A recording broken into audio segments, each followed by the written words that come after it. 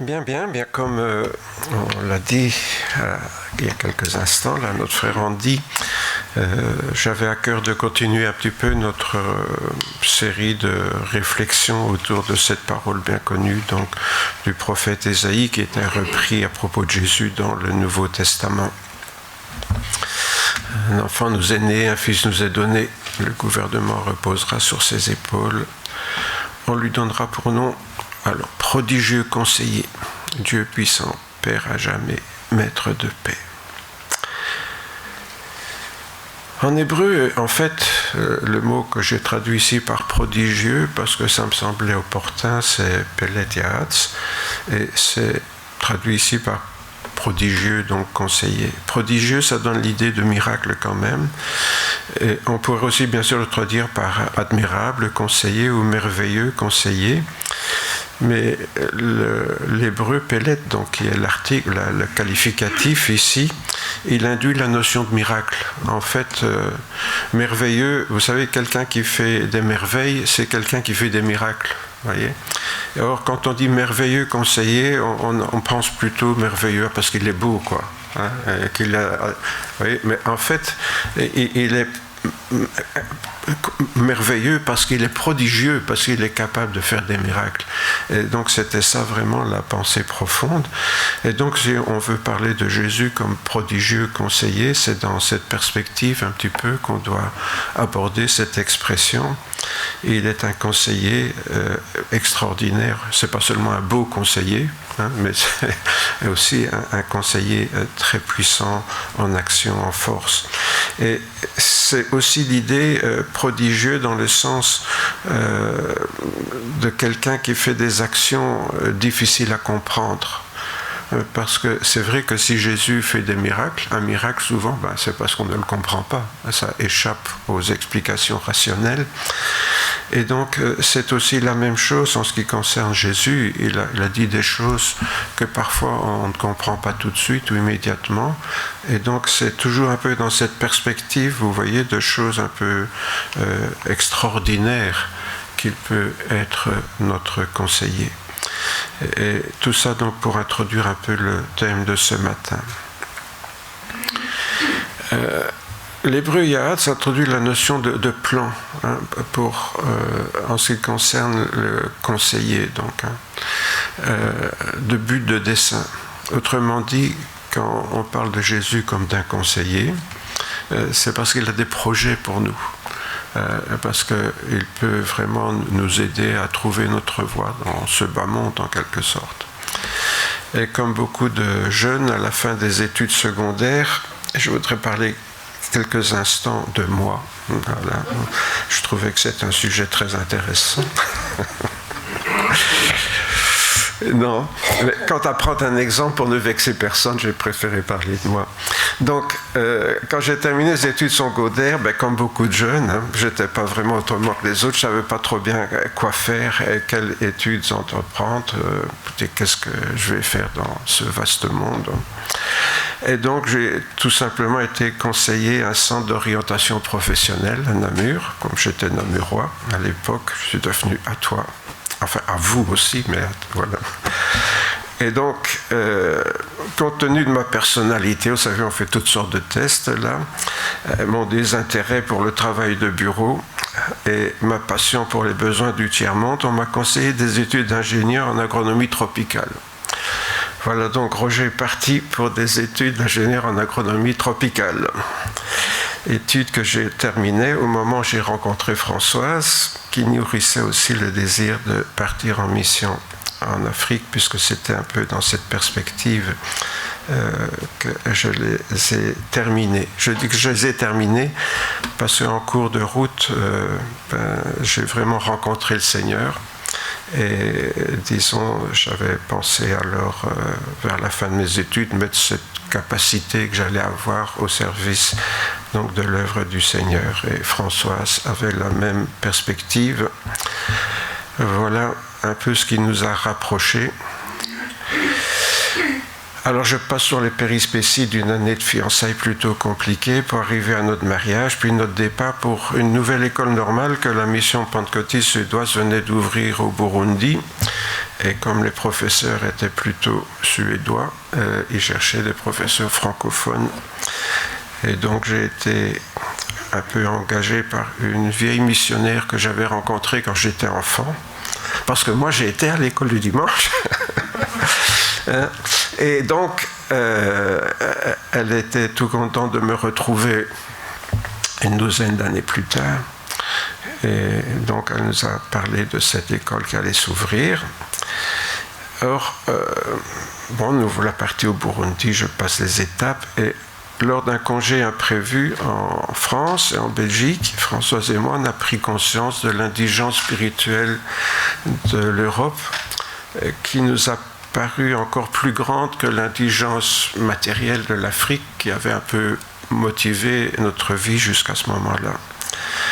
Alors pendant 1 an, ça nous a encore travaillé l'esprit. On était retourné au Burundi, bien sûr, mais quand même, on avait à cœur ce problème de l'Europe et de sa pauvreté spirituelle, qui n'a pas été en s'améliorant beaucoup d'ailleurs. Et donc, quand on est revenu en France, j'ai étudié à la faculté de théologie de Vaux-sur-Seine, c'est près de Paris. Et Françoise avait trouvé un travail d'aide-soignante là. Et en 1972, nous débarquons à l'église évangélique libre, rue du Fort, numéro 16 à Ath, où nous avons habité jusqu'en 1985. Bien, pourquoi je vous raconte tout ça ? Pour vous montrer que l'orientation professionnelle de Namur m'avait conseillé selon une logique humaine, qui s'est révélée finalement ne pas être les plans que Dieu avait pour ma vie. Et c'est là qu'on se rend compte qu'on a besoin d'un conseiller qui peut nous éclairer dans notre vie.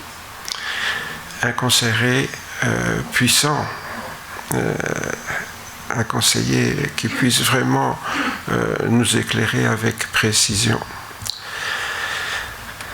C'est Ésaïe aussi qui disait « Mes pensées ne sont pas vos pensées ». C'est Dieu, bien sûr, c'est pas Ésaïe qui dit ça. Hein. « Mes pensées ne sont pas vos pensées, vos voix ne sont pas mes voix ». Oracle de l'Éternel. Autant les cieux sont élevés au-dessus de la terre, autant mes voix sont élevées au-dessus de vos voix et mes pensées au-dessus de vos pensées. Voilà, nous, on a une idée de ce qu'on veut faire. Et très souvent, on a notre idée, et puis on vient devant Dieu et on dit « Seigneur, voilà ce que je vais faire, alors bénis-moi ». On ne peut pas dire qu'il nous a beaucoup conseillé jusque-là. Or, c'est la démarche de la plupart des chrétiens. Ils croient qu'être chrétien, c'est demander à Dieu de bénir ce qu'eux veulent faire. Vous voyez ? Et c'est pour ça que je vous ai parlé un petit peu de mon exemple pour dire que ce n'est pas toujours comme ça que ça marche. Vous allez me dire, en tant que chrétien, je m'étais dit, bon, je vais aller aider les gens dans le tiers-monde, parce qu'à l'époque, on montrait beaucoup l'image des petits-enfants qui meurent de faim au Sahel, etc. Là. Et évidemment, en tant que chrétien, on a quand même une sensibilité aux problèmes des autres, et j'avais cette perspective-là. En tant que, je dirais que chrétien, mais j'étais sensible aux besoins matériels des gens. Et le Seigneur, en fait, nous a parlé à Françoise et moi pour plutôt mettre la priorité sur leurs besoins spirituels. Et donc, vous voyez, il y a eu un changement d'orientation. Ça ne veut pas dire qu'au départ, c'était mal qu'un chrétien veuille aider les autres. Hein, et je ne vois pas ce qu'il y a de répréhensible à ça. C'était même très bien, je pense. Mais ce n'était pas le plan de Dieu. Et le Seigneur m'a mis dans une voie, je dirais, à laquelle je n'aurais jamais pensé et pour laquelle je n'avais aucune prédisposition naturelle, disons. Moi, je me voyais travailler en plein air en Afrique et je me suis retrouvé dans des bureaux en Europe. Vous voyez, donc c'est tout à fait différent de ce que je voulais faire. Autrement dit, l'orientation qu'on m'avait donnée était logique, elle était cohérente en fonction de ma personnalité, en fonction de mes capacités, mais elle n'avait pas tenu compte d'un fait, c'est que j'étais chrétien. Alors vous allez dire, si, c'est parce que j'étais chrétien que je voulais faire ça. Mais le fait d'être chrétien fait que nous appartenons au Seigneur et que c'est lui qui a des projets pour nous. C'est lui qui sait ce qu'il veut faire, ce que nous faisons sur la terre. Autrement dit, c'est une autre perspective. Souvent, nous, on a une conception de la vie chrétienne, comme je viens de le dire, voilà, je vais faire les choses bien et je vais demander à Dieu de les bénir. Non, ça commence par dire, Seigneur, est-ce que je fais ce que toi tu veux que je fasse? Et ça, c'est bien sûr une autre perspective. D'un autre côté, avec le recul, je me dis, si on n'avait pas été en Afrique, on n'aurait jamais pris conscience de l'indigence spirituelle de l'Europe. Pourquoi? Parce que lorsqu'on était en Afrique, on voyait des chrétiens qui étaient vraiment croyants, qui comptaient sur le Seigneur pour tout dans leur vie, parce que quand on n'a rien, je dirais quelque part, on est obligé de compter sur le Seigneur. Vous savez, quand il n'y a pas de médecin, on prie pour être guéri. Parce qu'il n'y a pas de médecin. Et même s'il y a des médecins, s'il n'y a pas de médicaments, on est toujours sur le même stade. On prie pour être guéri.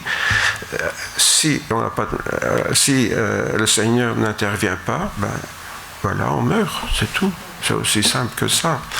Donc, autrement dit, on était confronté à des chrétiens un peu comme à l'époque de Jésus, finalement. C'était un peu la même situation, où Jésus a fait des miracles, parce que c'était ça ou rien, en fait. Et donc, ici en Europe, où on a tout, on a des médecins, on a les médicaments, on a à manger, on a un toit sur la tête, on a des vêtements, on peut chauffer, enfin, en général, pas tout le monde, malheureusement, mais je veux dire, la grande majorité des gens, oui. Et surtout, je ne connais pas beaucoup de chrétiens qui ont vraiment faim en Belgique. Donc, on se rend compte que les besoins sont différents, les priorités sont ailleurs. Cela nous montre donc que Dieu peut nous parler pour conduire nos vies. Et il le fait en conduisant certains événements. Pour conduire notre vie? Non. Pour nous rendre attentifs à sa voix. Parce que Dieu ne fait pas les choses à notre place. C'est là qu'on a besoin d'un conseiller et de reconnaître qu'on a besoin d'un conseiller. C'est pas toujours facile, même pour des chrétiens, de se dire je ne sais pas, j'ai besoin d'être conseillé.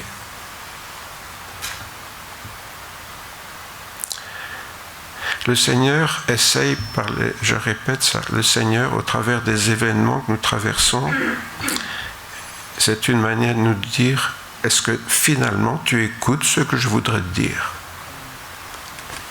Il veut nous arrêter dans le tourbillon de la vie, là, pour dire stop, j'ai quelque chose à te dire. Et nous, on s'attendrait, je prie et le Seigneur va le faire, quoi. Voilà. J'ai un problème, le Seigneur va le régler. Mais ça ne va rien régler du tout parce qu'on est en train de faire quelque chose qu'il n'a pas envie qu'on fasse. Vous voyez, alors, nous, ça ne va pas, on dit, ah Seigneur, règle mon problème. Et le Seigneur voudrait te dire, oui, mais ton problème, il est arrivé parce que tu ne m'as pas écouté. Alors, il serait peut-être temps que maintenant que tu t'arrêtes et que tu m'écoutes. Dans notre cas, Françoise et moi, nous étions jeunes à ce temps-là. Et on avait le même désir de servir Dieu, si bien que changer d'orientation était possible, plus facilement que, bien sûr, quand on est vieux, qu'on a des tas d'engagements, qu'on vit avec quelqu'un qui n'était pas la personne que Dieu avait prévue pour nous, qu'on se trouve dans des situations où on est complètement coincé. Alors là, le Seigneur ne peut pas faire grand-chose pour nous. Sinon peut-être rattraper le coup sur certains points, sur certains domaines. Mais lorsque, comme nous, on était jeunes, on pouvait facilement prendre un nouveau départ. Oui. Et ça, c'est un privilège de pouvoir commencer très jeune à chercher le conseil de Dieu. parce que quand c'est trop tard, c'est un peu tard pour recevoir des conseils pour notre vie. Ouais. Et on peut toujours changer certaines choses, bien sûr. Mais donc, il ne faut pas désespérer. Le Seigneur peut toujours nous aider, encore une fois, si on se laisse conseiller. Ouais. Et c'est là peut-être d'avoir un conseiller qui est un conseiller puissant, un conseiller qui peut faire vraiment des grandes choses, qui est important quand nous voulons vraiment nous placer dans son conseil, dans sa volonté. Alors beaucoup n'ont pas cette opportunité. Pourquoi ? Parce qu'ils ne cherchent pas forcément la volonté de Dieu. Comme je le dis, beaucoup de chrétiens, et c'est la majorité, excusez-moi de le faire remarquer, mais ont décidé des choses et demandent à Dieu de bénir leurs décisions.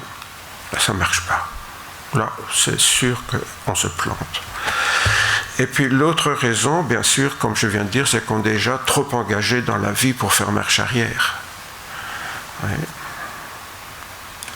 Et si j'ai choisi une mauvaise profession, ce n'est pas forcément facile de changer.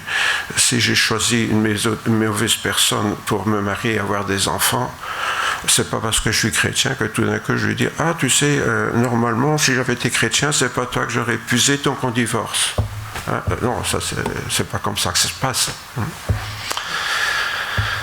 C'est en réfléchissant donc à ces choses que je me suis demandé en quoi le Seigneur est vraiment un conseiller prodigieux. Quelle était la différence entre l'orientation professionnelle que j'avais reçue. Enfin, tout ça, c'est des réflexions que je fais aujourd'hui, bien sûr, avec le recul. Alors, la réponse, d'une certaine façon, vous la connaissez déjà. Pourquoi est-ce qu'il est un conseiller forcément prodigieux ? C'est parce qu'il connaît l'avenir. Ça, c'est quand même une grande différence. Quand quelqu'un connaît l'avenir, il peut vous conseiller vraiment de la bonne façon. Bon, l'orientation professionnelle que j'avais consultée, elle partait de quoi ? De ce que j'étais à ce moment-là. Vous voyez, de mon passé jusqu'à ce jour-là, de mon tempérament, mon caractère, mes connaissances, tout ça, voilà. Ils peuvent orienter en fonction de notre passé. Mais le Seigneur, lui, il peut nous conseiller en fonction de notre avenir. Avouez que c'est quand même une très très grande différence. Autrement dit, dans chaque cas personnel, il peut nous conseiller en connaissant à l'avance quelles seraient les conséquences de nos choix. Parce que finalement, n'oublions pas que ce sont nos choix. Lui, il nous conseille. Il ne décide pas notre place. Il respecte notre liberté. Il ne va jamais nous obliger. Mais il sait très bien, lui, si Roger fait tel choix, il va se passer ça. Voyez, si un tel fait tel choix, il va se passer ça. S'il fait un autre choix, alors ça sera plutôt ça. Donc lui, il peut prédire, si vous voulez, ce qui va se passer en fonction de nos choix. C'est en cela qu'il est prodigieux, vous voyez, parce qu'il n'y a aucun conseiller qui peut faire ça. Oui, on peut plus ou moins anticiper certaines choses, mais pas tout. Il est le seul vraiment à connaître notre avenir, à pouvoir guider nos choix, donc nos décisions dans ce monde. Alors oublions bien sûr les arnaques des cartomanciennes, des boules de cristal et tout ça qui prétendent pouvoir faire la même chose. Hein. Je dis, c'est une remarque en passant parce que, bon... En ce qui concerne le Seigneur, donc, ses conseils sont beaucoup plus précieux, plus précis que tout ce que nous pouvons dire à nos enfants aussi. Hein. Alors, je compare ici avec ce que nous on fait avec nos enfants. Alors, on les connaît. Donc, encore une fois, on se base sur ce qu'ils sont, sur leur passé, et nous leur disons, si tu épouses ce garçon, il te rendra malheureuse. Voilà, le genre de choses qu'un père peut dire à sa fille. Pourquoi ? Parce qu'il la connaît et il voit bien avec quels sont ses besoins et qu'est-ce qui peut la rendre heureuse. Maintenant, ça ne veut pas dire que si elle épouse forcément le garçon que le père n'aime pas, parce qu'il vient lui piquer sa fille. Donc, oui, ça c'est vrai. Je ne sais pas si vous avez remarqué, mais pour les pères, il n'y a jamais que des fiancés complètement cons et idiots. Hein. C'est rare qu'un père apprécie vraiment son futur beau-fils. Bon, moi j'ai quand même eu la chance de le faire, mais enfin voilà. Donc, mais parfois on peut dire ça. Donc ça veut dire que nous aussi, nous essayons d'anticiper l'avenir pour nos enfants. Plus souvent, c'est le cas que nous avons. Si tu choisis cette profession, tu gagneras beaucoup d'argent, mais tu ne pourras jamais t'épanouir. Pourquoi ? Parce qu'on connaît encore notre enfant, on sait bien que s'il fait ça, il va mourir à petit feu. Il va peut-être gagner des sous, mais il va mourir à petit feu. Vous voyez ? Si on dit à notre enfant, c'est bien de vouloir servir le Seigneur, mais c'est pas comme ça que tu nourriras ta famille. Bon. C'est notamment ce que mon père m'a dit, par exemple. Il m'a dit, c'est bien, là maintenant tu es ingénieur, et puis tu vas partir en mission, c'est bien de vouloir aussi servir le Seigneur, mais comment tu vas faire si vous avez des enfants, etc. Voilà. Donc, voilà, nous, en tant que parents, nous essayons aussi d'anticiper quels vont être les besoins éventuels ou l'avenir de nos enfants en fonction de leur choix. Mais nous ne sommes pas Dieu, nous ne sommes pas Jésus, nous ne sommes pas ce conseiller merveilleux et extraordinaire que Jésus peut être pour nous.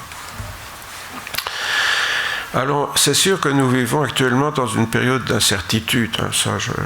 C'est un lieu commun de dire ça, au point de vue économique, politique, même militaire. On ne sait pas ce que l'avenir nous réserve. Et on se trouve confronté, bien sûr, en tant qu'être humain, à toutes sortes de nouvelles perspectives, et qui comptent aussi de nombreuses spéculations pseudo-bibliques.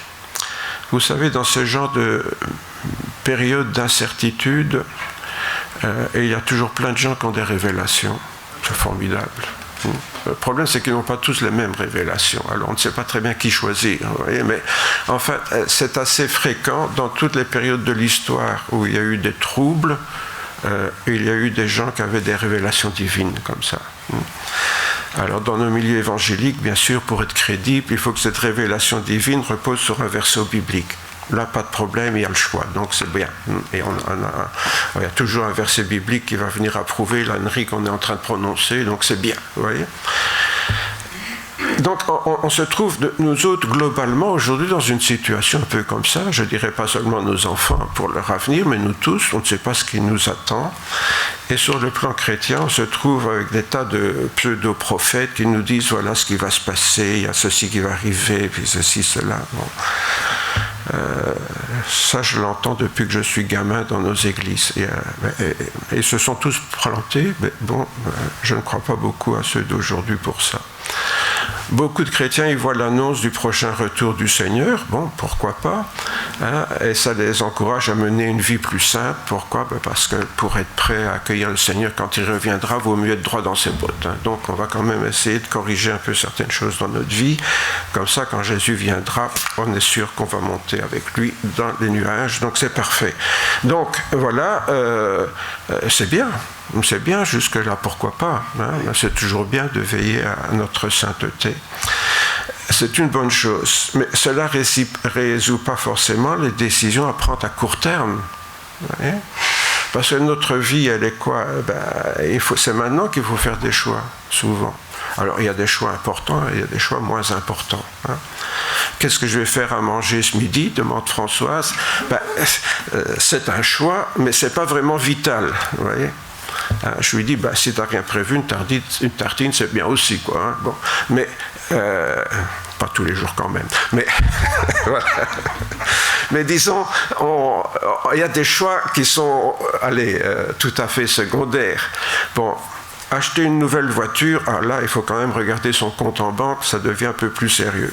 Surtout si on doit acheter une maison, là, alors c'est à long terme l'emprunt. Donc, il y a des choix matériels comme ça qui demandent un peu plus de réflexion parce que nous sommes obligés quand même d'envisager l'avenir en fonction de nos finances, tout simplement, souvent. Bon, les jeunes se demandent quelles études entreprendre, ou quel métier choisir. Faut-il acheter ou louer une maison, par exemple ? Vous voyez, tout ça, c'est des choix qu'on rencontre. Faut-il liquider ses économies pour les distribuer aux pauvres ? Parce que si Jésus revient demain, j'en aurai plus besoin, donc autant en faire profiter les autres maintenant. Il y a toutes sortes de questions comme ça qui peuvent se poser, mais qui sont des choix pour tout de suite, là. Alors, dire oui, Jésus revient bientôt, ce que je crois aussi, entre parenthèses, hein, j'ai l'air un peu comme ça, mais je crois aussi que Jésus revient bientôt. Mais bientôt, c'est quoi bientôt? C'est demain, c'est l'année prochaine, c'est dans 10 ans, je ne sais pas. Hein. Donc, il y a quand même des choix maintenant. Et c'est là que j'ai besoin d'un conseiller qui va bien me conseiller, c'est maintenant. Voyez. Pour toutes les décisions donc, relatives à la vie quotidienne, eh bien, il faut admettre que la Bible, en tout cas le Nouveau Testament, nous donne rarement des réponses immédiates. Il faut donc chercher à nous conformer à certains principes spirituels donc, qui sont plus généraux que Jésus et les apôtres nous ont laissés. Et c'est ici, encore une fois, que les chrétiens se plantent lamentablement et sont souvent très frustrés. Cherchez, oui, qu'est-ce que je vais faire là maintenant? Je vais voir un petit peu les conseils que je trouve dans les paroles de Jésus et des apôtres. Pourquoi? Parce que je suis chrétien, je ne suis pas juif, voilà, donc je ne suis même pas circoncis, non. Voilà, donc je suis concerné surtout par le Nouveau Testament en tant que chrétien. Alors, quels sont les principes que Jésus nous donne? Quelle est la différence entre, je fais une petite parenthèse, entre un commandement, un ordre, et un principe? Un commandement ou un ordre, c'est quelque chose que tu fais comme ça. Tu dis, je ne sais pas, à ton enfant, tiens, va me chercher, je ne sais pas moi, une bouteille de coca dans le frigo. Allez, voilà. Oui, c'est maintenant que je le demande, va maintenant. Voilà. Hein. Donc ça, c'est un ordre, un commandement. C'est quelque chose que l'enfant doit faire maintenant. Bon. Un principe, c'est respecter les autres. Bon, respecter les autres, ça veut tout dire, ça veut rien dire. C'est quand je me trouve devant quelqu'un que je suis amené à appliquer le principe. Vous voyez, quand je suis en situation. Donc un principe spirituel, et il n'a de sens que quand on se trouve devant une situation où je vais devoir m'adapter à la situation. Si je dis respecter les autres, respecter mes parents par exemple, ou respecter mes enfants, ce n'est pas la même chose. Dans les deux cas, je dois les respecter, mais de façon différente. Donc un principe, il s'adapte aux circonstances. Voilà. Si vous avez compris ça, alors vous allez voir ma pensée en disant qu'est-ce qu'on trouve dans le Nouveau Testament?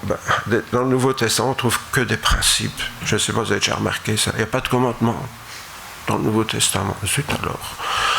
Pourquoi? Parce que les commandements, c'est plus facile. Vous voyez, il ne faut pas réfléchir. Vous aimez réfléchir? C'est plus facile quand il y a quelqu'un qui nous dit ce qu'il faut faire. Hein. Et puis, on va voir ça. Cherchez premièrement le royaume de Dieu et sa justice. Ah, ça c'est un principe. Ne pas conduire, si vous lisez, oui, vous verrez, il faudrait lire les passages, hein, mais ne pas conduire sa vie en recherchant des signes. Le Seigneur nous dit de ne pas chercher des signes. Je connais plein de chrétiens qui conduisent leur vie avec des signes. Ils veulent des signes. Le Seigneur leur donne des signes. Eh bien non, Jésus dit qu'il ne faut pas faire ça. Chercher la gloire qui vient de Dieu seul. C'est aussi un autre principe. Autrement dit, ce que les autres pensent, on s'en fiche, ce qui compte, c'est Dieu. Ce que Dieu veut pour nous.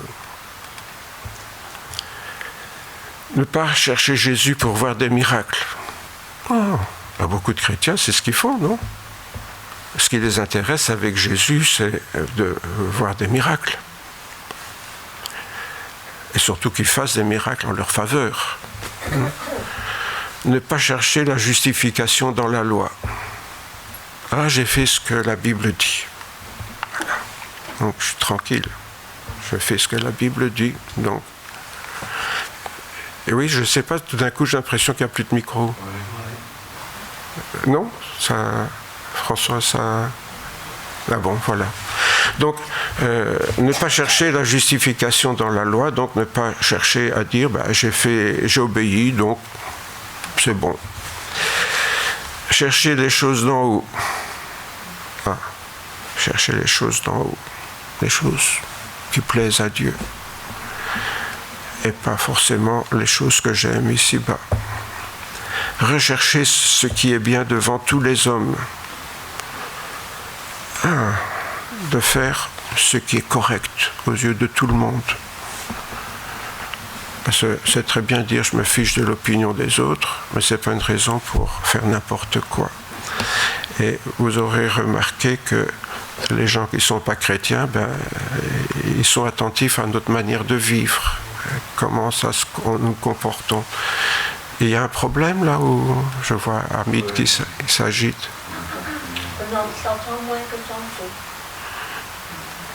Il y a eu un problème dans la sono, là. Voilà. Non? C'est bon là maintenant? Comment?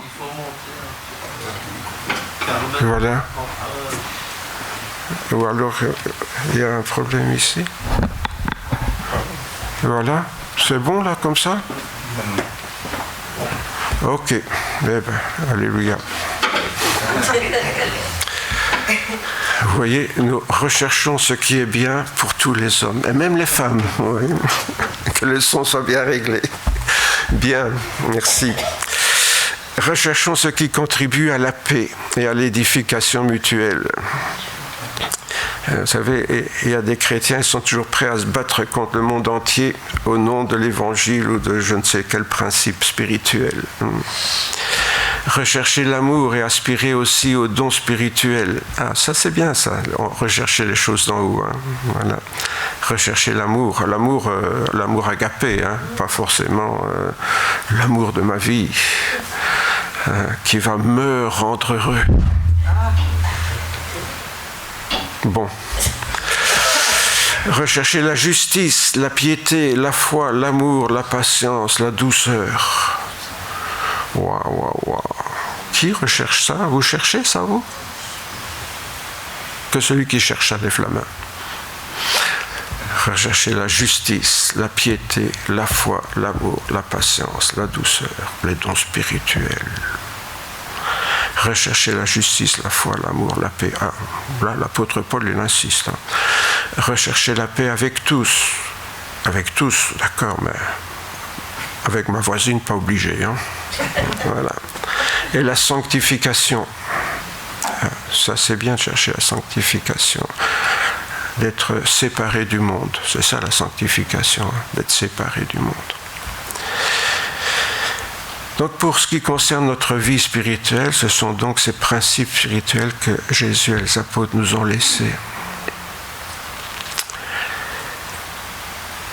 Ce sont des principes généraux, donc il faudra les appliquer, comme je disais tout à l'heure, et les adapter à chaque cas particulier.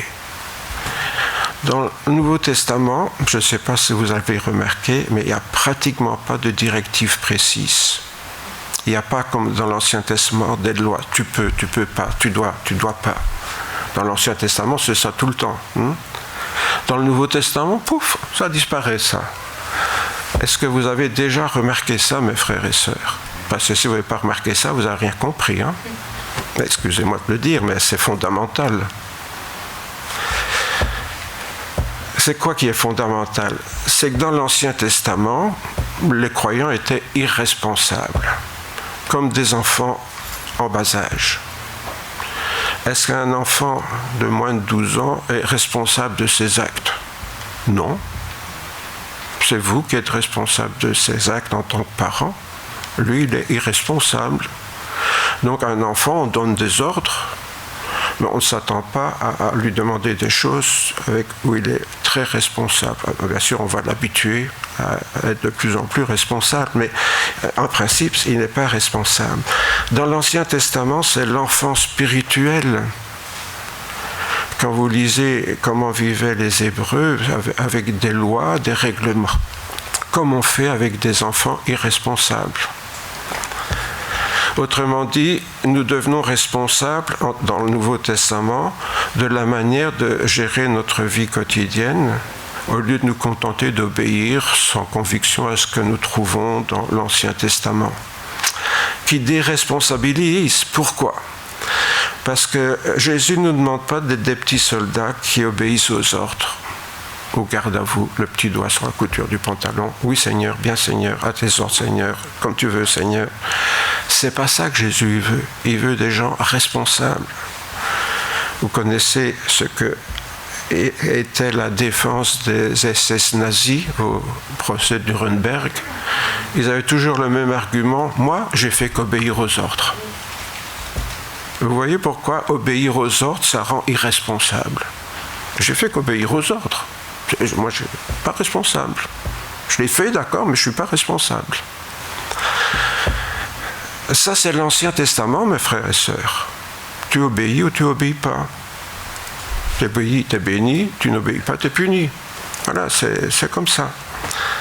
Dans le Nouveau Testament, Jésus il veut des gens responsables. Alors, c'est quoi quelqu'un de responsable? C'est quelqu'un qui a des principes et qui va les adapter en fonction des situations. C'est pour ça que le Nouveau Testament a une approche radicalement différente de l'Ancien Testament. Je ne suis pas en train de dire que dans le Nouveau Testament, dans l'Ancien Testament, c'est mauvais, hein, il y a plein de bonnes choses. Hein. Mais disons, il y a beaucoup de choses aussi que nous devons adapter parce que nous sommes passés dans la Nouvelle Alliance. Autrement dit, Jésus cherche des disciples qu'il aime et qui adhèrent à ses principes spirituels, ceux qu'il est venu nous enseigner, ceux que les apôtres ont partagés avec nous. Et des principes que nous allons accepter parce que nous apprenons à penser, à ressentir les choses comme Jésus. C'est quoi être un disciple de Jésus? Un disciple, c'est quelqu'un qui pense comme son maître. Vous voyez?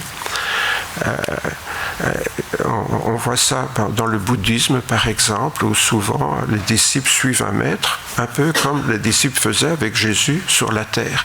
Un disciple, c'est quelqu'un qui suit son maître. Pourquoi? Parce qu'il l'admire, il veut devenir comme lui, il veut penser comme lui, il veut faire les choses comme lui, il veut tout faire comme son maître.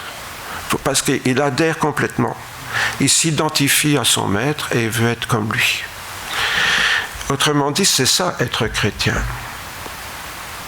C'est apprendre d'abord, pour agir comme Jésus, la première chose, c'est d'apprendre à penser comme Jésus.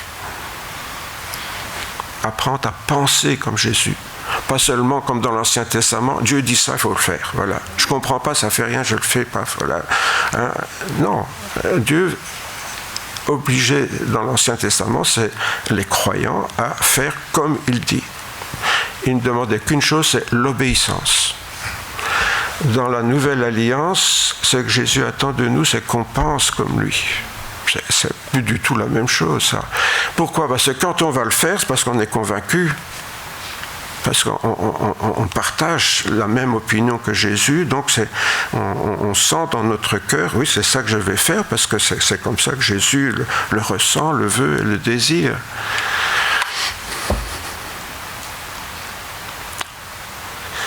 Alors on n'est plus dans l'ancienne alliance, donc où les Hébreux obéissaient au commandement de la loi, mais qui avaient peur des sanctions. Finalement, c'est toujours pareil. Hein. Quand on fonctionne dans un système de règlement, quelle est la seule limite? C'est les sanctions. C'est pour ça que dans toutes les entreprises où il y a des règlements, il y a toujours des sanctions. Et quand il y a quelqu'un qui a fait une bêtise qui n'est pas prévue par les règlements, qu'est-ce qu'on fait? Un nouveau règlement avec de nouvelles sanctions. C'est comme ça que toutes les entreprises fonctionnent en ce bas monde. Hein, depuis les écoles jusqu'aux grandes entreprises industrielles, tout fonctionne comme ça. Vous n'êtes pas d'accord avec M. Trump? Vous êtes viré, taxé, hein, menacé, hein, système de la mafia, intimidé et racketté. Mais bon, voilà, ça c'est la situation quand on fonctionne avec ce système-là. Finalement, quand on fonctionne comme le monde, parce que le monde fonctionne comme ça. Or, la Nouvelle Alliance nous fait entrer dans le royaume de Dieu. Alors, si le royaume de Dieu est comme l'ancien, ben, quelle est la différence? Nous sommes dans le royaume de Dieu où les choses, le principe de base, c'est pas la peur de la sanction, où le principe de base, c'est l'amour et le désir de ressembler à notre maître. Ce qui est complètement et radicalement différent. On vit donc dans une relation d'amour avec notre Sauveur et Seigneur où notre seul désir est de vivre en harmonie avec lui et donc d'appliquer les mêmes principes de vie que les siens. C'est ça notre but en tant que chrétien. Devenir comme Jésus, ressembler à Jésus, être le plus possible comme lui. Pourquoi ? Pour être vraiment en harmonie avec lui. Et forcément, si nous avons tous le même désir, mais nous serons en harmonie les uns avec les autres aussi, puisqu'on va tous avoir le même objectif. Cette différence d'approche donc, entre l'Ancien et le Nouveau Testament, nous sommes appelés à la discerner quand nous lisons la Bible. Encore une fois, bien sûr, quand nous lisons l'Ancien Testament, nous lisons la parole de Dieu, mais qui était adressée à des Juifs avant que Jésus vienne. Autrement dit, eux, ils sont dans le système règlement. Nous sommes passés dans le système amour et désir d'harmonie avec le Seigneur. C'est différent.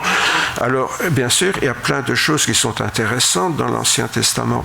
Et on voit, comment dirais-je, des choses qui sont universelles, déjà dans l'Ancien Testament. La louange du Seigneur, l'adoration, il y a plein de choses qui nous inspirent, nous autres aussi aujourd'hui. C'est pour ça que souvent on aime bien les psaumes, parce que là, on se retrouve. Sauf peut-être dans les malédictions, etc. Parce que dans les psaumes, il y a ça aussi, des malédictions, etc. Mais dans les psaumes, on trouve beaucoup de choses qui répondent à notre aspiration d'être semblable au Seigneur, etc. Donc, pas seulement dans les psaumes, quand on voit les arguments des prophètes, ils sont déjà un pied dans le Nouveau Testament, souvent les prophètes. Donc, il y a plein de bonnes choses qui dans l'Ancien Testament. Il y a des récits aussi qui sont comme des paraboles pour nous chrétiens aujourd'hui. Donc, il y a plein de choses importantes dans l'Ancien Testament. Mais le principe de base, qui était obéir pour être béni, c'est plus ça dans le Nouveau Testament. La bénédiction, c'est nous qui la trouvons en ressemblant au Seigneur, en devenant comme Jésus.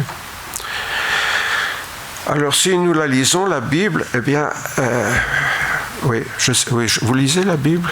Je vous pose la question comme ça, parce que, je vous dis tout de suite, lire la Bible, ça ne sert à rien, et c'est l'étudier, la comprendre qui est important. Parce qu'on peut la lire pour s'endormir le soir, ça marche bien aussi, mais ce n'est pas vraiment le but. Donc, si nous lisons la Bible, c'est pour nous mettre à l'écoute du Seigneur. À l'écoute du Seigneur. Tiens, c'est pas ça qu'on fait avec les conseillers ? Vous n'avez jamais remarqué ça ? Comment il va me conseiller, Jésus ? Il va envoyer l'ange Gabriel pour vous dire quelque chose ?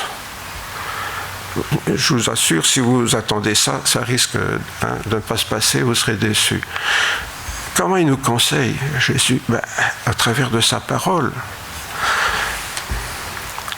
Mais sa parole à Jésus, elle est dans l'Ancien Testament ? Mais moi j'aime bien l'Ancien Testament, il y a des histoires, des bagarres, il y a plein de trucs, là c'est amusant l'Ancien Testament. Nouveau Testament, les épîtres de Paul. Les épîtres de Paul. Quel est le chrétien qui lit les épîtres de Paul ? Oui, mais c'est embêtant parce que c'est là que se trouvent les conseils. Zut alors. Si nous voulons être conseillés, il faut quand même lire là où sont les conseils. Là où ne sont pas les conseils dans la Bible, ça ne sert pas beaucoup à lire. Si, on peut interpréter, on peut être éclairé pour certaines choses, mais si on veut vraiment les conseils, comme je vous en ai donné une liste là tout à l'heure, c'est là qu'on les trouve. Or, le problème, ce n'est pas vraiment ça qu'on veut. Nous autres, on veut des choses où Dieu fait ce qu'on lui demande, de bénir nos décisions. C'est pas ça que vous aimez ? Tandis que se mettre à l'écoute du Seigneur pour nous demander de faire des choses à laquelle on ne s'était pas du tout préparé, c'est pas toujours facile. C'est pour ça que je vous ai un peu parlé de notre témoignage tout à l'heure. On peut écouter des prédications à l'église ou sur Internet, mais elles ne disent pas ce qu'on doit faire dans les cas précis. c'est bien d'écouter des prédications. La preuve, vous êtes là et vous êtes patiemment en train de m'écouter. Bravo. Rien que ça. Si vous étiez dans l'Ancien Testament, vous auriez déjà beaucoup de mérite là. Donc, c'est bien. Mais moi, je suis en train de vous dire des choses, mais ça ne va pas vous dire ce que vous devez faire là tout de suite maintenant dans votre vie. Parce que moi, tout ce que je peux partager en tant que pasteur dans une église chrétienne, c'est les enseignements de Jésus et des apôtres. C'est bien d'accord, j'espère que vous n'attendez pas autre chose que moi, parce que vous n'aurez jamais autre chose. Mais ça sera des principes. Moi, je vous enseigne depuis toujours des principes bibliques. J'ai toujours fait attention de ne jamais enseigner des commandements. Il faut faire ça, il ne faut pas faire ça. Et il faut se placer devant le Seigneur pour voir quelle est sa manière de penser, les principes spirituels qu'il veut partager avec nous. Alors, il y a des prédicateurs, bien sûr, qui le font, qui sont des directeurs de conscience. Ah, tu dois faire ça. Ah, si vous êtes chrétien, vous ne pouvez pas faire ça, vous pouvez faire ceci et cela. Il y a des prédications, c'est vraiment des leçons de morale, hein. Vous voyez la différence entre la morale et la spiritualité. La morale, c'est ce qu'il faut faire et pas faire. La spiritualité, c'est penser comme Jésus. Bien sûr, ça nous conduit à faire ou pas faire certaines choses, mais pour une motivation différente. Donc, on n'est pas à dire, enfin moi je ne serais pas à dire ça c'est permis ou ça c'est pas permis. Un prédicateur qui fait ça, qu'est-ce qu'il fait? Il vous remet sous la loi. Et notez que les chrétiens aiment bien ça en général. Pourquoi? Parce que ça les dispense de réfléchir et parce que ça les déresponsabilise. Ah, le pasteur il a dit que je dois faire ça, bon ben alors je le fais. Vous voyez, ils sont plus responsables, c'est le pasteur qui a dit qu'il faut faire ça. Ouais. Mais un pasteur qui fait ça, il entretient les chrétiens dans l'infantilisme, dans l'irresponsabilité. Un pasteur n'est pas là pour dire tu dois faire ça, tu ne dois pas faire ça. Un chrétien, il va dire voilà le principe que Jésus nous a donné, à toi de l'adapter aux circonstances de ta propre vie. C'est surtout oublier que Dieu nous a donné donc ce prodigieux conseiller en la personne de Jésus. Un prodigieux conseiller, pourquoi? Parce que lui, il sait les choses qui sont importantes, celles qui ne le sont pas, celles qui sont secondaires, celles qui ne le sont pas. Alors Jésus est monté au ciel, bien sûr. Et comme maintenant il est au ciel, il nous a envoyé le Saint-Esprit. Et le rôle du Saint-Esprit, comme il nous l'a dit, c'est de nous rappeler tout ce que lui nous a dit. Donc, quand nous avons le Saint-Esprit, c'est comme si c'était Jésus qui va nous conduire dans sa parole. Divinement inspiré, vous voyez, je vous disais tout à l'heure qu'il y a pleinement de bonnes choses dans l'Ancien Testament. Il avait prophétisé que nous aurions besoin des deux. Premièrement, des instructeurs de la parole de Dieu, et deuxièmement, le Saint-Esprit pour nous éclairer au quotidien. Ésaïe, donc dans chapitre 30, verset 20, disait « Ceux qui t'instruiront ne se tiendront plus à l'écart, mais tes yeux verront ceux qui t'instruisent. » Est-ce que vous me voyez bien? Je suis là. Ouais. Ok. Tes oreilles entendront derrière toi cette parole, voici le chemin, marchez-y, car vous iriez à droite ou vous iriez à gauche. Est-ce que vous entendez cette voix derrière vous? Si vous ne l'entendez jamais, c'est dangereux parce que c'est la voix du Saint-Esprit. C'est lui qui va vous éclairer quand vous lisez la Bible. Encore une fois, il faut la lire, et surtout le Nouveau Testament. Quand vous allez lire les paroles de Jésus, les enseignements des apôtres, c'est le Saint-Esprit qui va te dire « Ah ben tu vois, voilà. » Quand Jésus dit ça, c'est le moment de le mettre en pratique de telle façon. C'est le Saint-Esprit qui va nous éclairer. Mais moi, tout ce que je peux faire, c'est la première chose.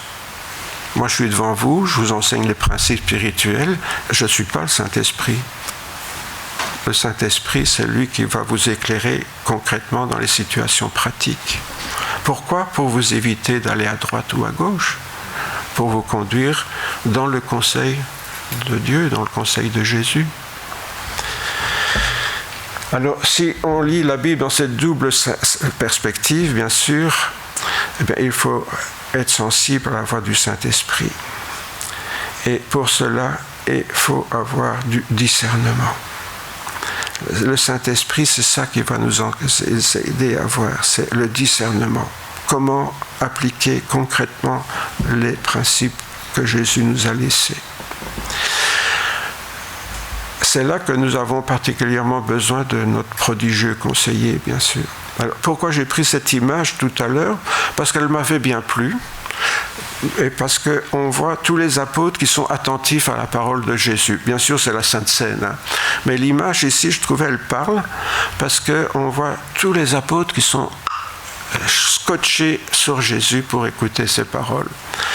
Et c'est ça que nous sommes appelés à faire spirituellement. Bien sûr, Jésus n'est plus au milieu de nous. Malheureusement, on est avec moi, c'est pas grand-chose. Mais imaginez en esprit que Jésus est là. C'est avoir les yeux fixés sur Jésus.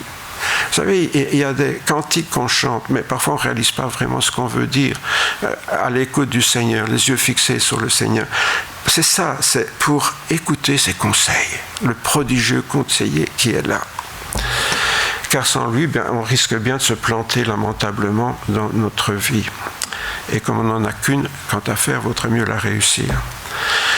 C'est pour ça qu'au lieu de conclure ce matin avec mes propres mots, j'aimerais qu'on lise calmement, attentivement, 2 passages dans la parole du Seigneur. Tout d'abord, dans Luc, c'est Jésus qui parle, et il disait aux foules, « Quand vous voyez un nuage se lever à l'Occident, vous dites aussitôt, ah, la pluie vient. » Et puis ça arrive. Hypocrite, vous savez distinguer l'aspect de la terre et du ciel, pourquoi ne discernez-vous pas de vous-même ce qui est juste? Pourquoi, nous dit Jésus, ne discernez-vous pas de vous-même ce qui est juste? C'est nous qui sommes responsables. Dans l'Ancien Testament, tu fais ça, tu ne discutes pas. C'est très clair. Ici, nous devons discerner. Nous devons discerner ce qui est juste. Ce qui est juste, qu'est-ce qui est juste? Vous savez ce qui est juste? Ce n'est pas toujours facile à savoir. Juste, c'est conforme à la pensée de Dieu, finalement. Autrement dit, c'est quelque chose qu'on doit adapter tout le temps. Tout le temps. À tout moment. Et Paul va confirmer ça, comme toujours. Vous savez, il n'y a pas de contradiction. Les apôtres, bien sûr, poursuivent la pensée de Jésus. Je vous exhorte donc, frères, par les compassions de Dieu. Donc, il compte que Dieu va être compatissant avec nous parce qu'on n'est pas fort capable, hein, à offrir vos corps comme un sacrifice vivant, saint, agréable à Dieu, ce qui sera de votre part un culte raisonnable. Vous êtes venus au culte ce matin. C'est bien, mais c'est pas ça le vrai culte. Le culte, c'est offrir son corps. Ça veut dire quoi? Seigneur, me voilà, je suis à ton service. Je suis prêt à faire tout ce que tu vas me conseiller de faire. Et c'est ça, offrir son corps. Dans l'Ancien Testament, c'était carrément le sacrifice. Hein? Voilà. Il y avait un juge en Israël là, qui avait dit, si je reviens victorieux de la bagarre, de la guerre, j'offrirai la première personne qui sort de la ville à ma rencontre pour me glorifier de ma victoire. Manque de peau, la première personne qui sort, c'est sa fille. Vous connaissez l'histoire. Il a sacrifié sa fille. Et c'est des choses comme ça qu'on trouve dans l'Ancien Testament. Vous voyez, c'est pas vraiment chrétien. Mais c'est l'Ancien Testament. Donc, sacrifice vivant. Mais ici, le sacrifice vivant, bien sûr, c'est sur le plan spirituel. Hein. Saint, c'est-à-dire séparé du monde, agréable à Dieu, de ce qui sera de votre part un culte raisonnable, c'est-à-dire rien d'excessif. Hein. C'est le commencement, c'est le début, ça. Ne vous conformez pas au monde présent, mais soyez transformés par le renouvellement de l'intelligence. Quand j'ai été conseiller professionnellement au début de ma vie, j'ai été conseiller selon le monde présent. dans la logique du monde dans lequel nous vivons. Et c'est un bon conseil dans la logique du monde où nous vivons. Mais ici, il dit, ne vous conformez pas à ça, mais soyez transformés par le renouvellement de l'intelligence, c'est-à-dire avoir une intelligence des choses qui est une intelligence spirituelle et pas seulement la logique humaine, rationnelle, etc. Afin que vous discerniez quelle est la volonté de Dieu, ce qui est bon, agréable et parfait. Voilà donc le but du conseil, c'est de discerner quelle est la volonté de Dieu, ce qui est bon, agréable et parfait aux yeux de Dieu. Est-ce que vraiment c'est à ça que nous appliquons notre intelligence? Je vous assure, c'est le seul moyen de réussir sa vie. Si on n'applique pas son intelligence à ça, on va sortir de la volonté de Dieu et on va faire des tas de boulettes qu'il faudra que Dieu rattrape après. Alors, bien sûr, heureusement, le Seigneur est plein de compassion, et l'apôtre Paul nous le rappelle ici. Et parfois, il y a des bypass, vous savez, quand on s'écarte de la route, hop, il y a un chemin de rattrapage, là, le Seigneur fait un pontage, là, pas dans nos coronaires, mais dans notre route, pour rattraper le chemin, en quelque sorte, quand c'est possible. Mais donc, le plus simple, c'est de rester dans la volonté du Seigneur. Alors, en tant que pasteur, ce matin, puisque j'ai parlé de moi, je voudrais vous exprimer ce que j'ai sur le cœur, mais comme Paul le fait mieux que moi, je vous laisse ce texte que j'aimerais vous dire comme si ça venait de moi quelque part. Car Dieu m'est témoin que je vous chéris tous avec tendresse, la tendresse de Jésus-Christ. Et ce que je demande dans mes prières, c'est que votre amour augmente de plus en plus en connaissance et en pleine intelligence. Il y a un proverbe français qui dit « Le cœur a des raisons que la raison ne connaît pas ». Que dit Paul ici? Que les deux doivent aller ensemble. Que votre amour augmente de plus en plus en connaissance, en pleine intelligence, pour le discernement des choses les meilleures. Vous voyez, le conseiller tout-puissant, là. Afin que vous soyez purs et irréprochables pour le jour du Christ, donc ça c'est quand Jésus reviendra, remplis du fruit de justice qui est par Jésus-Christ à la gloire et à la louange de Dieu. Autrement dit, Paul est en train de nous dire ici, et c'est aussi le sens de mon message ce matin, qu'en discernant les choses qui sont les meilleures, nous serons irréprochables le jour où Jésus viendra, parce que nous aurons des fruits de justice à lui présenter pour entrer dans la gloire éternelle et pour la louange de notre Dieu. Quoi qu'il arrive en 2026, nous n'avons rien à craindre de ce qui nous attend si nous marchons dans les projets de Dieu pour notre vie. J'aimais bien cette image-là, la porte qui s'ouvre sur l'année nouvelle avec la trouille au ventre. Eh bien non, nous pourrons marcher sereinement dans cette année qui est commencée déjà, si nous avons l'assurance d'être dans la pensée de Dieu. Parce que qu'est-ce qui se passe? Quand on est dans la pensée de Dieu, s'il y a un problème, il y a une solution. Tandis que si on n'est pas dans la pensée de Dieu, il y a des problèmes, mais les solutions... Oui. Et c'est ça qui fait que quand on a vraiment la conviction que je suis en train de faire ce que Dieu me demande, il y a un problème, c'est pas un problème, c'est une difficulté qu'on va surmonter avec la grâce du Seigneur. Alors c'est comme ça pour tout, dans notre vie conjugale déjà. Vous croyez que Françoise et moi, on avait 2 caractères pour aller ensemble? Non, on avait justement 2 caractères, si on devait suivre le psychologue, qui étaient incompatibles. Et ça va faire bientôt 60 ans qu'on est ensemble. Voilà pourquoi. Parce que on a beaucoup prié avant pour être sûr qu'on ne se plantait pas. Alors il y a eu des problèmes dans notre couple. On est passé au-dessus parce qu'on était dans le plan de Dieu. On était avec la personne que le Seigneur voulait, en train de faire ce qu'il voulait. C'est pareil dans notre vie professionnelle. C'est valable dans tous les domaines de notre vie. Quand on est dans le plan de Dieu, il y a des problèmes et il y a des solutions. Je vous invite à prier. Seigneur notre Père, nous te remercions parce que tu es un Dieu d'amour. Mais surtout, Seigneur, tu veux partager cet amour avec nous et entre nous. Merci, Seigneur, parce que tu es ce prodigieux conseiller. Ce conseiller qui est venu dans ce monde pour apporter le point final à la révélation de Dieu. Certes, Seigneur, tu avais déjà appris certaines choses à ton peuple dans l'ancienne alliance, mais tu leur parlais comme à des enfants, tu ne leur parlais pas comme à des adultes. Et Seigneur, aujourd'hui, en tant que chrétien, tu nous as donné l'Esprit Saint, tu nous as donné ta parole, et tu nous parles comme à des adultes. Donne-nous, Seigneur, à vivre notre vie chrétienne comme des adultes. Donne-nous de grandir, Seigneur. Tu vois l'apôtre Paul qui se désespérait de n'avoir que du lait à donner aux chrétiens de Corinthe, alors qu'il aurait voulu leur donner la nourriture solide. Et oui, Seigneur, tu ne veux pas que nous restions des bébés spirituels.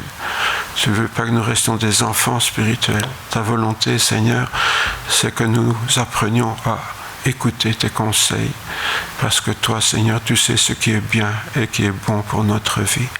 Merci, Seigneur, parce que tu voudras vraiment nous aider à appliquer tout ce que tu nous enseignes dans le Nouveau Testament, à l'appliquer tous les jours dans toutes les choses que nous faisons au quotidien. Donne-nous cette grâce, Père, dans le nom de Jésus, ton Fils bien-aimé. Amen. Amen.